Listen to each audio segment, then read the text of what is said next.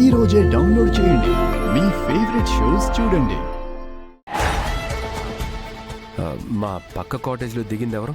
Honeymoon couple sir. మాకు వాళ్ళ details కావాలి.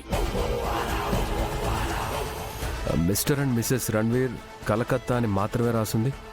తన వైఫ్ పేరు లేదేంటి? వాళ్ళు అంతే రాశారు సార్. వాళ్ళ ఐడి ప్రూఫ్స్ తీసుకోలేదా? సారీ సార్, నిన్న హడావుల్లో మర్చిపోయాను.